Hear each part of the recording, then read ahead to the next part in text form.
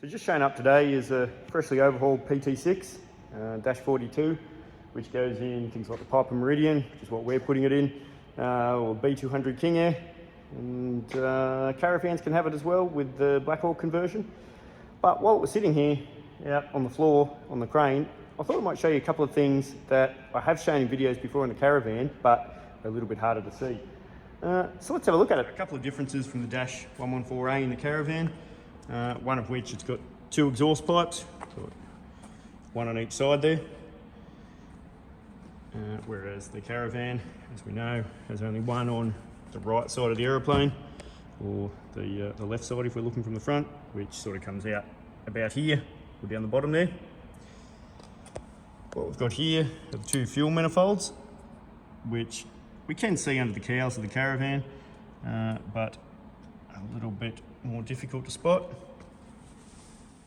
Here at the back of the engine, well, the back as we see it in relation to the aeroplane, we've got the pneumatic fuel control unit. Now, I know we've talked through this in a few previous videos on the caravan, but we've never been able to see it quite so close.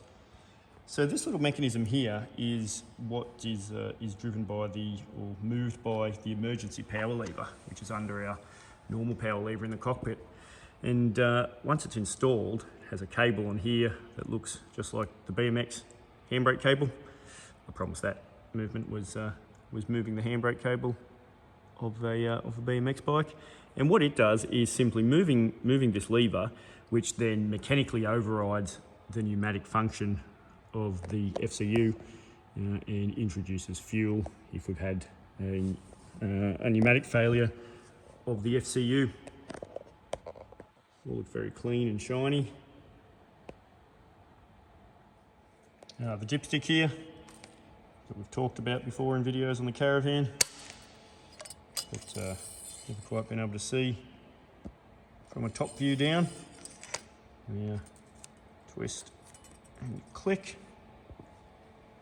What we have here is a really clever bit of gear that I try to talk about in endorsements on the caravan, but you never get to see up close because of the cowls. So on the PT6, or well, as it's fitted to the caravan anyway, we've got three methods of propeller overspeed governing.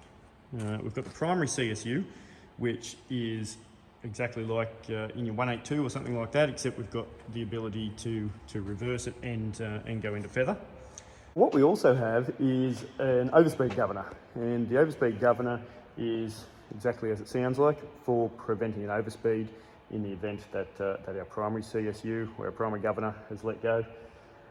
What that is essentially another CSU, and it's just set to a slightly higher limit than is the primary governor. But a really exciting thing, which is what I want to show you on the top of the engine here that we can never usually see, is what's called the NF governor, or some people call it the fuel topper governor. And it's a third round of overspeed protection. And the way it works is really clever. Now remember that this is a free turbine. So essentially there's nothing connecting the power turbine with the compressor turbine. So somewhere in about here, we've just got an air gap, and that's all that's connecting the two turbines. So you would think that it would be hard work to be able to govern the propeller speed based on the compressor speed, but that's what the NF governor does. So this line here is the NF governor, the NF line. So what happens is in the reduction gearbox here, which is this unit here, if we have an overspeed, then this is going to be spinning really, really fast, which means the pressure inside it is going to build up. Once that pressure is to a set amount, if you follow it all the way back here, it goes in to the pneumatic FCU.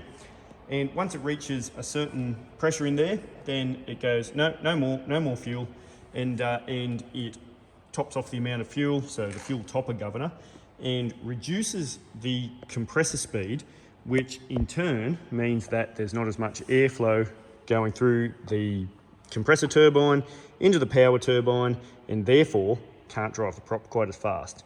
So very clever that it can govern the propeller speed based on a compressor speed, based on a fuel amount, when it is actually a free turbine. So I hope that garbled explanation made sense, but I get quite excited about it. We've got the accessory gearbox at the back of the engine, so just behind the firewall. Normally in a caravan, assuming this was a caravan engine, which we know it's not, the firewall will be about here. We have a chip detector light on the annunciator panel of the caravan. On very early ones, it only was detecting metal in the reduction gearbox here. However, on all but the very early ones, it's actually a split annunciator, and it's got one half tells us that there's metal in the reduction gearbox, and if the other half comes on, then it means that the metal has been detected in the accessory gearbox here. So gives our mechanics a bit of an idea as to where the metal's coming from, or if not where it's coming from, at least where it's been found, and they can work back from there. I hope you enjoyed that brief walk around of the PT6. I didn't actually mean to do a video on the PT6, but I just happened to find this freshly overhauled example sitting here, and it was too shiny not to do a video on.